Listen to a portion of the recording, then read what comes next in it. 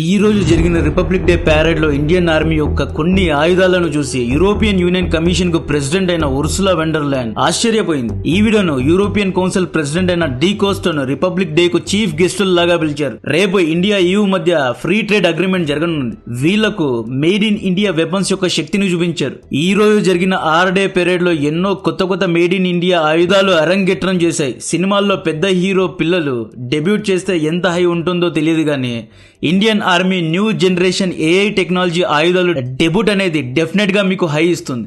ఈ రోజు సర్ప్రైజ్ కు గురి చేసింది LRASHM అంటే long range anti ship hypersonic missile. ఇది మన DRDO తయారు చేసిన మేడ్ ఇన్ ఇండియా మిసైల్.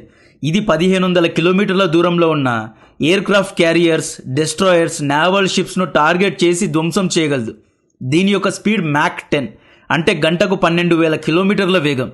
యావరేజ్గా ఇది మ్యాక్ 5 స్పీడ్లో వెళ్తుంది. శత్రు షిప్స్లో ఉన్న రాడార్స్ లేదా యాంటీ మిజైల్ డిఫెన్స్ సిస్టమ్స్ దీన్ని ఇంటర్సెప్ట్ చేయలేవు. ఆన్ ఎయిర్లోనే ఇది తన పాత్ను చేంజ్ చేస్తుంది. దీంట్లో 2 స్టేజ్ రాకెట్ ప్రొపెల్లెంట్ మోటార్ ఉంటుంది. ఇది ఇండియన్ నేవీ అప్లికేషన్లో వాడుతారు. ప్రెజెంట్ జియో పొలిటికల్ సినారియో చూసుకోండి. ఇలాంటి హైపర్సోనిక్ మిజైల్స్ యొక్క ఇంపార్టెన్స్ ఏంటి అంటే రీసెంట్గా ఇరాన్పై దాడి చేయడానికి USS అబ్రహాం లింకన్ అనే ఎయిర్ క్రాఫ్ట్ క్యారియర్స్ను ఇరాన్ వరకు తీసుకువెళ్తోంది. ఒకవేళ రేపు మన శత్రు దేశం ఎవరైనా ఇండియాపై దాడి చేయడానికి తమ యొక్క ఎయిర్ క్రాఫ్ట్ క్యారియర్స్ తీసుకొస్తే మనం ఈ మిజైల్స్ ద్వారా లేపేయచ్చు. ఇండియా యొక్క సముద్ర తీరానికి 1500 కిలోమీటర్లకు దగ్గరగా వచ్చినా కూడా లేపి అవతల వేయచ్చు. దీన్ని గ్రౌండ్ బేస్డ్ మొబైల్ లాంచర్స్ ద్వారా లాంచ్ చేయొచ్చు. దీని పాత్ ఈ ఇమేజ్లో చూడండి. మామూలుగా బ్యాలిస్టిక్ మిజైల్స్ యొక్క పాత్ ఎలా ఉంటుంది, ఇలా పారాబోలిక్ షేప్లో ఉంటుంది. బట్ ఈ మిజైల్స్ అట్మాస్ఫియర్లోనే 100 కిలోమీటర్ల కంటే తక్కువ ఎత్తులో ఇలా జిగ్జాగ్గా పాత్ను మార్చుకుంటూ మ్యాక్ 10 స్పీడ్లో హిట్ అవుతాయి. టెక్నాలజీ కాకుండా రియల్ టైం వార్లో మనం ఎన్నో డిఫరెంట్ ఆయుధాలను చూపించాం. Indian army Karan Arjun spy ఈగల్స్ను గ్రద్దలను షోకేస్ చేసింది. దీని పని గాల్లోనే క్వాడ్ కాప్టర్ డ్రోన్స్ను ధ్వంసం చేయడం. స్పెషల్గా ఈ ఈగల్స్కు remount and veterinary corps training ఇచ్చారు. ఇది శత్రువుల యొక్క డ్రోన్స్ను ఎరలా చూస్తుంది. దీని తలపై కెమెరాను కూడా ఫిక్స్ చేశారు. ఈ ఇమేజ్ను చూడొచ్చు. ఈ కెమెరా LAC దగ్గర ఉన్న శత్రువు యొక్క కమాండ్ పోస్టులపై నిఘాను ఉంచుతుంది. సర్విలియన్స్ లాగా కూడా ఇవి పనిచేస్తాయి. శత్రువుల మూమెంట్స్ పై నిఘాను కూడా ఉంచుతాయి. ఈ కరణ్ అండ్ అర్జున్ బర్డ్స్ ను చూసి యూరోపియన్ డెలిగేట్స్ ఆశ్చర్యపోయారు. మనుషుల కంటే 8 టైమ్స్ ఎక్కువ షార్ప్ గా దీని యొక్క ఐస్ ఉంటాయి. దీని వెనక సైన్స్ ఏంటి అంటే క్వాడ్ కాప్టర్ డ్రోన్స్ కు విచిత్రమైన షేప్ ఉంటుంది. ఈ బర్డ్స్ కు ఏం నేర్పించి ఉంటారు అంటే డ్రోన్స్ అనేవి గాయపడిన పక్షులు, దే ఆర్ ప్రే. దాన్ని మీరు ధ్వంసం చేస్తే రివార్డ్ గా మీకు ఫుడ్ ఇస్తాము అని ఈగల్స్ కు ట్రైనింగ్ ఇస్తారు. 100% స్ట్రైక్ రేట్. ఇది 100% ఇక్కడికి వెళ్ళినా అక్కడ సక్సెస్ అయ్యాయంట. కరణ్ అర్జున్ అనేవి నిజంగా చెప్తున్నా రియల్ టైం వార్ సినారియోలో ఒక సింబల్ లాంటివి. ఈ పెరేడ్ లో పాక్ చావు భైరవ్ బెటాలియన్ ఎరంగెట్రం చేశారు.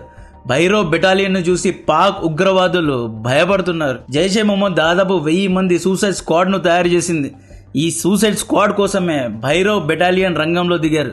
ఈ రోజు కూడా LOC బార్డర్ లో చొరబాటుదారులను పట్టుకొని చంపేశారంట. భైరవ్ బెటాలియన్ ఎలా అంటే మామూలు infantry soldiers and para SF commanders వీరిద్దరి యొక్క కలయికే భైరవ్ బెటాలియన్.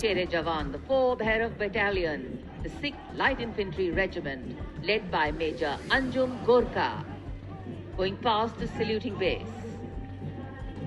ఈ పెరేడ్ లో పినాగా కంటే అడ్వాన్స్డ్ సూర్యవస్త్ర రాకెట్ లాంచర్స్ ను చూపించారు. ఇది కూడా డెబ్యూట్ చేసింది. సూర్యవస్త్ర రేంజ్ 300 కిలోమీటర్లు బెంగళూరు నుండి చెన్నై వరకు వెళ్ళగలదు. దీని యొక్క అక్యురసీ 5 మీటర్లు అటు ఇటుగా పడుతుంది. పిన్ పాయింట్ అన్నమాట. పినాకా యొక్క రేంజ్ 90 కిలోమీటర్లు అండ్ అక్యురసీ 30 మీటర్స్ అటు ఇటుగా పడుతుంది. బట్ సూర్యాస్త్ర 5 మీటర్లు అటు ఇటు పిన్ పాయింట్ అక్యురసీ. దీన్ని ఇజ్రాయెల్ యొక్క టెక్ హెల్ప్ తో తయారు చేశారు. పినాకా ఆర్మేనియాకు ఇస్తేనే టర్కీ మొత్తుకుంది సూర్యాస్త్రను. గనుక సైప్రస్ టర్కీకు ఇస్తే ఎర్దోగాన్ ఏడవడం ఖాయం. ఇది shoot and Scoot missiles. Rocket launchers ద్వారా దీన్ని ఫైర్ చేసి ట్రక్స్ ద్వారా వేరు చోటకు వెళ్లిపోవచ్చు. షూట్ చేసి వేరే చోటకు వెళ్లిపోవచ్చు. దీని లొకేషన్ చూసి కౌంటర్ ఇవ్వడానికి వచ్చే యాంటీ మిజైల్స్ కి ఇవి దొరకవు.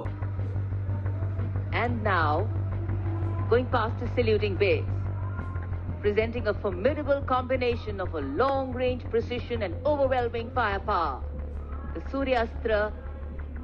నెక్స్ట్ రిపబ్లిక్ డే లో డెబ్యూట్ ఇచ్చిన శక్తిమాన్ అండ్ దివ్యస్త్ర. ఇవి కూడా చాలా డేంజరస్. శక్తిబాన్ అండ్ దివ్యస్త్ర AI తో ఇంటిగ్రేట్ అయ్యి కలిసి పనిచేస్తాయి అన్నమాట. శక్తిబాన్ లో ఉన్న రాడార్ అండ్ RF సెన్సార్ శత్రువుల డ్రోన్స్ ను డిటెక్ట్ చేస్తాయి. ఆర్టిఫిషియల్ టెక్నాలజీ ద్వారా పలానా డ్రోన్స్ క్వాడ్ కాప్టర్సా లేదా వార్ డ్రోన్సా అనేది క్లాసిఫై చేసి ధ్వంసం చేసి వస్తాయి. ఇండియన్ ఆర్మీ కమాండ్ పోస్టులకు కాపలాగా శక్తిబాన్ ఉంటుంది అన్నమాట. దివ్యస్త్ర అంటే ఫస్ట్ స్ట్రైక్. శత్రువుల యొక్క కమాండ్ పోస్ట్, ఆర్టిలరీ, టెంపరీ టెంప్ట్స్ను లేపేయడానికి దివ్యస్త్రను వాడతారు. ముఖ్యంగా మనం చూసుకుంటే మియాన్మార్ బార్డర్లో ఎంతోమంది ఉగ్రవాదులు టెంట్ వేసుకొని కూర్చున్నారు. అటువంటి వాళ్ళను ఏఐ ద్వారా కమాండ్ పోస్టులను రాడార్స్ ద్వారా డిటెక్ట్ చేసి దివ్యస్త్ర ఫస్ట్ స్ట్రైక్స్ డ్రోన్స్ ద్వారా దాడి చేస్తుంది అన్నమాట. శక్తిబాన్ అండ్ దివ్యస్త్ర రెండు కోఆర్డినేటెడ్ గా పనిచేస్తాయి. శక్తిబాన్ పని ఇండియా వైపు శత్రు డ్రోన్స్ రాకుండా కాపాడడం, దివ్యస్త్ర పని శత్రువుల యొక్క కమాండ్ పోస్టులను ఫస్ట్ అటాక్ లాగా అంటే డైరెక్ట్ గా ఒఫెన్స్ కు దిగడం అనమాట. నెక్స్ట్ క్యామల్స్, ఒంటలను చూపించారు. ఈ ఒంటెలకు 2 హంప్స్ ఉంటాయి, అంటే 2 కొమ్ముల్లాగా 2 ఉంటాయి.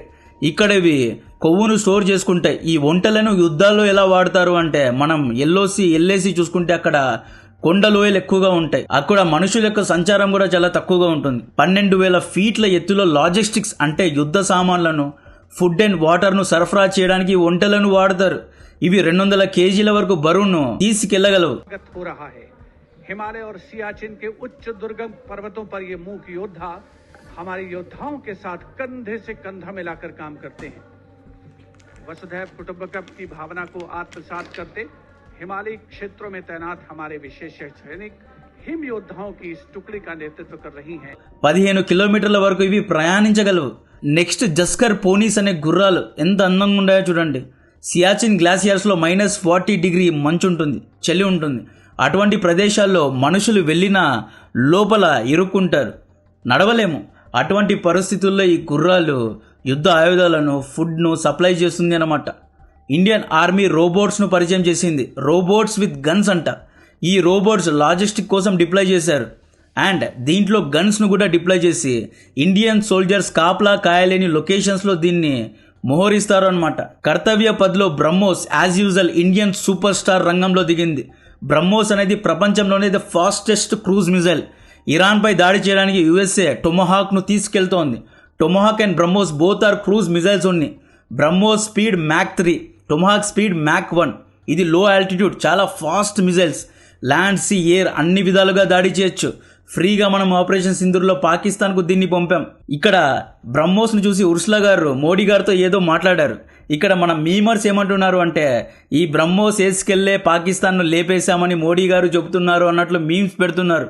నిజంగా బ్రహ్మోస్ అంటే యుఎస్ఏ, యూరోప్ వరకు దీని యొక్క హవా ఉంది, దీని యొక్క భయం ఉంది. బ్రహ్మోస్ ఎందుకు గేమ్ చేంజర్, ఎందుకు డిఫరెంట్ అంటే ఇది చాలా పిన్ పాయింట్ గా టార్గెట్ ను హిట్ చేయగలదు. అండ్ దీని అక్యురసీ కూడా సూపర్. దీన్ని రష్యాతో కలిసి తయారు చేశాం.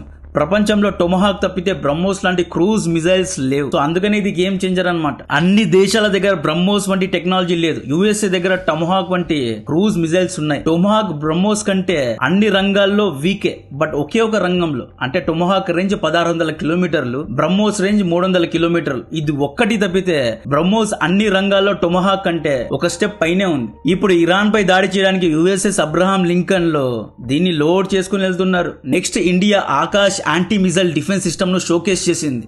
ఆపరేషన్ సింధూర్లో ఈ made in India weapon super hero అయింది. అర్జున్ ట్యాంకర్స్, రఫేల్, సుకాయిస్, మిగ్స్ ఇలా అన్నిటినీ చూపించారు.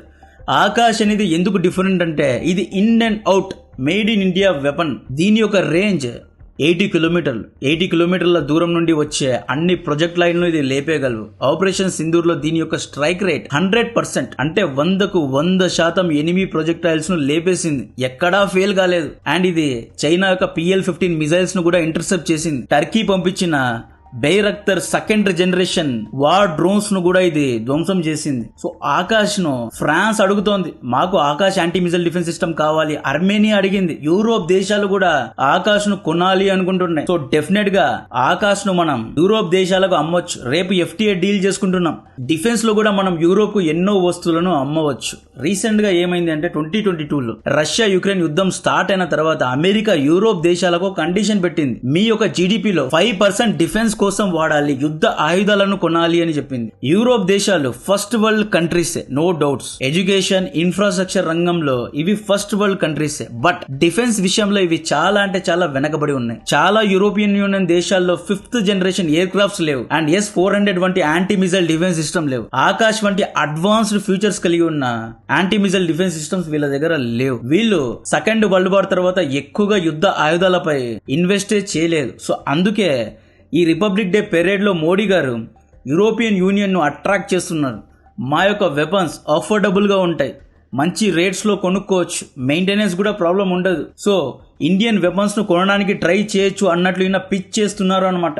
రిపబ్లిక్ డే లో ఈయన ఇండైరెక్ట్ గా మార్కెటింగ్ చేస్తున్నారు. యూరోప్ దేశాలు పినాకాను కొనొచ్చు. పినాకా అనేది గేమ్ చేంజర్. కేవలం 40 సెకండ్స్ లో 40 రాకెట్స్ ను వేసి అవతల వేస్తుంది. పినాకాను అర్మేనియా కొనింది. సో పినాకా అనేది అఫోర్డబుల్ రేట్స్ లో ఉంటాయి. ఇవి shoot and Scoot rocket launchers అనమాట.